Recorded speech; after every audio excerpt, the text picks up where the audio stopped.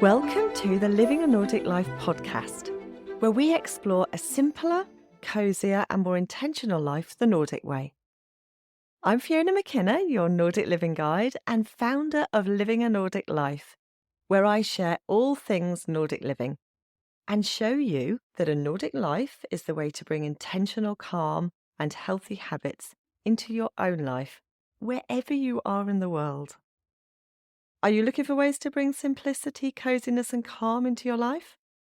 Well, let me show you how. Visit the Living a Nordic Life website to explore how I can help you on your journey to simple, healthy and happy calm, the Nordic way. You can subscribe to the podcast right here. And if you want regular inspirational emails sent with love from Norway and straight to your inbox, don't forget to subscribe to the Living a Nordic Life newsletters. And so now let's dive into our episode. Hello and welcome to this episode. And this is a little bit of a fun, slightly tongue-in-cheek episode. I want to talk to you about Nordic myths, Nordic living myths specifically, and I have 10 of them. So we were talking in a previous episode, weren't we, about Nordic living and hygge and how so often they're used together, and you see people use them in the same sentence or substitute one for the other. And then we kind of assume that they're the same thing, but they're not. Hygge, if you don't already know, is a word and a way of living that was coined specifically in Denmark. Although it is used throughout the whole of Scandinavia, it's a really common word. And it conveys this level of coziness and happiness with the things that you have. It can be really simple things. In fact, it most often is really simple things, like a favourite drink in one of your favourite cups and reading a book, or a nice quiet cosy evening in with friends, or a walk, or just seeing something beautiful outside. It's that quiet appreciation of the simple things in life and the parts of our lifestyle and surroundings that we may not have noticed the beauty of previously. Nordic living, on the other hand, can be a bit uncomfortable at times, I have to say.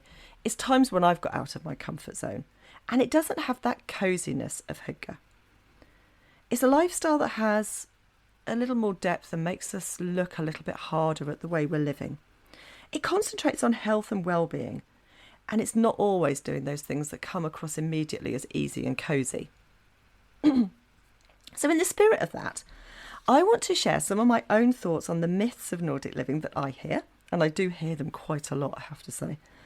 Sometimes I simply smile and I keep quiet, but other times I do like to voice my opinion. And if you know me, you will know that my opinion is always free and it's always readily available. So let's talk about some myths of Nordic living. I think I've said 10, but I've actually got 11. Because I just couldn't resist adding an extra one. And I'm sure when you hear this, you will probably think of a few yourself as well. So number 1, you need to have Nordic heritage to live Nordically. Well, of course you do not. And I'm sure that many of you reading this are like me, and you have no Nordic heritage whatsoever. Although my family do hail from Ireland several hundred years ago. So, I mean, quite possibly there is some Nordic heritage there. And I'm a ginger, so yeah. But you don't need to hail from the Nordic countries to live a Nordic life in one form or another, and you don't currently need to live in a Nordic country either. We can embrace aspects of Nordic living, the aspects of Nordic living that appeal to us the most, wherever we are in the world, and whatever form we find fits best with our lives. We don't have to be Norwegian or Nordic or Scandinavian or live here or have heritage here. You can choose the bits. It's a lifestyle choice. Fluffy blankets is my next point. I love this one. And we do love a fluffy blanket in the Nordic countries as much as the next country, especially cold countries. And sitting under a fluffy blanket in the autumn or the winter, while you're reading a book or watching TV, is really welcome. And I have to say that you will find fluffy blankets all over the place, in the winter especially. If you go to a cafe or a restaurant and they've got some chairs outside, it's cold. You know, you want to be cosy, but you still want some fresh air. So there are fluffy blankets out for everybody. Even at my daughter's favourite soft play centre, there are settees with fluffy blankets for you. I haven't been in the summer actually, so I'm assuming that they remove them in the summer, but they are there in the winter. But the idea of making your life Nordic with fluffy blankets and candles alone is never going to work, I'm afraid. My next point is people in the Nordics are always outside. It might seem like that actually if you're on the outside looking in. And I'm the biggest advocate of friluftsliv. That is the Nordic idea of getting outside, of loving the outside and knowing the benefits that it can bring your mind and body. But life is not spent entirely outside in the Nordics. It's a health benefit that's widely understood and cherished. But life does go on as normal indoors too. My next point is that we burn candles all the time. And yes, okay, I admit people in Scandinavia do love a candle or two. We really do. They create that beautiful, peaceful, calming, ambient light that you need. And in the winter, it's nice to see a candle burning in a window, isn't it, as you go past. And they are especially welcome in those long winter evenings. But they are by no means the start and end of making life cosy. We drink gallons of hot chocolate. I do love hot chocolate. And did you see my post before Christmas, my blog post before Christmas about hot chocolate? It was a hot chocolate recipe that I had done quite a lot of research into, and it was a really old traditional recipe from my region, and it's from the 1800s. And it was really simple, but a little bit decadent as well. Excuse me, I've got a bit of a cold. But having posted it, there was this ensuing backlash in my Facebook group, but also on the blog. And I was really surprised at that a hot chocolate recipe could create so much dissent and controversy. But some people who read my post thought that I was implying that drinking hot chocolate made you Nordic. And funnily enough, those people, none of them were Nordic or Scandinavian. They were people who perhaps had never even been to the Nordic countries. But it's funny, isn't it? There's certainly a misconception that everyone in the Nordics drinks hot chocolate in the winter. And the weather is cold and a few extra calories are what your body often needs. But we do enjoy plenty of other hot beverages too, like coffee. In fact, people in Scandinavia drink a huge amount of coffee. You need to Google how much coffee that is drunk here. It's a colossal amount. I think Scandinavia generally is number 2 or number 3 in the amount of coffee that's drunk in the world in this sort of chart. But we also drink tea, and we drink fruit tea as well. My next point is that it's always winter. And when you are in February, I have to say, it does feel like it's always winter. You're kind of looking for those first signs of growth. When is spring going to arrive? But on the odd occasion when I read forums and Facebook pages about travel in Scandinavia, and I do, and I like to offer a bit of advice, there's inevitably a post about seeing snow in the summer. If you look hard enough, you'll always find snow at the top of a mountain somewhere. And we've walked on snow on the 5th of July in central Norway. It was very cold, I have to say. I had this idea that we would eat breakfast outside, but we were eating breakfast in coats and it was 0. But we do have some wonderful, warm, sunny summer weather here as well. Otherwise nothing would ever grow, would it? We cook everything on an open fire. Bollpanna cooking. Now, bollpanna is like a tripod barbecue with some chains hanging down with a kind of bowl thing underneath. And you put your charcoal or your logs in the bowl. It hangs off the ground and then it has a grill over it and you cook on that. And it keeps the fire away from the ground because we get lots of forest fires here. It can get very dry in the summer. And unfortunately, the forest fires, once they start, they burn underground. So it takes days and days of throwing buckets of water on them from underneath a helicopter to just control it, really. But bollpanna cooking is a very fun and it's a very Nordic activity, especially in the winter when we don't have any restrictions on open flames in the wild. And people love to cook really simple things like hot dogs, over an open fire, or some marshmallows, or pinabra, which is a type of like a bread dough almost, and it's rolled into a sausage and then it's twisted around a stick and you cook it over an open fire.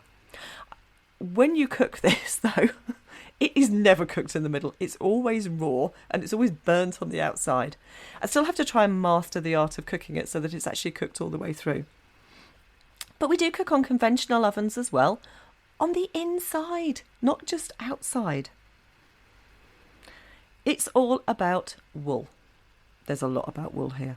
And there's no doubt that wool is a very popular material in the winter. It does an amazing job of keeping out the chill of a winter day. And I'm sure that there are people who live in wool sweaters pretty much all of the time. There's a series I watch on Norwegian TV. It's actually a Danish series. And it's about this family who have a small holding in Denmark. And they've built everything themselves. They are incredibly talented. It's really beautiful. But the guy who hosts the series, who obviously owns the small holding, wears wool all the time. He's always in a wool sweater. It's extremely threadbare, I have to say. But even in the summer, he seems to be in a wool sweater. And he is obviously one of those who wears wool all the time. But generally speaking, we'd overheat, wouldn't we, in most of the summer months if we wore wool constantly. Nordic people are always skiing. Let's face it, when it comes to skiing and sports events, the Nordic countries wipe the floor with the rest of the world, with the exception of Slovenia. And there's a joke that Norwegians are born with skis on their feet. Many people learn to ski at a very early age, but not everyone skis. But those who ski really ski. They do everything skiing. And even in the summer, you will see people on grass skis, keeping that muscle memory going and keeping themselves in that peak form ready for cross-country skiing. And grass skis, if you haven't seen them, are a really funny contraption. It's like a ski, but rather than just a normal ski, it has two wheels, a wheel at either end. And then you clip your ski boots in as normal and you use poles. But you can ski anywhere. You can ski on grass or most often the road, which I have to say is not the safest thing. And we've seen a few little accidents, I have to say, with people on grass skis on the road in the summer. Everyone eats fish and seafood every day. And in our family, at least, this is most definitely not the case, I'm afraid to say. I could eat fish and seafood every day, and I would, given half a chance. But I'm not Norwegian, so I'm not sure if I count for this particular list of things, Nordic living myths. Andre, my partner, who is Norwegian, and our kids, who are also Norwegian, half English, are not huge fans of fish. And in many homes here, meat like beef or pork are most often eaten, and particularly in our region of Vestfold, that's big pork country. Everybody lives in a log cabin. Now, wouldn't that be nice and romantic? What a way to romanticise your life. Beautiful, but not really very practical. Most homes in Norway and Sweden are made of a wood frame with wood panelling on the outside. Modern homes have some of the most state-of-the-art insulation and heating that you could possibly imagine. There's very strict regulations here. But even those modern homes have wood cladding on the outside, and this blends in beautifully with the environment around it. It's also considerably less damaging to the environment than materials like concrete, which have a huge carbon footprint just in the making of it. However, the idea of a log cabin, down a little track, in the middle of the forest, miles away from any kind of civilization, is a really long way from the truth of daily life in Scandinavia. So do you agree with any of these things? Are there any myths that you think, oh, yeah, I'm sure I've seen that? Or are there any that you can add to? Because if you can add to them, I would love to hear from you. That would be so much fun. Send me an email or put a link in the comments. And yeah, I'd really like to hear from you if you have any others. And I will look forward to seeing you in the next episode.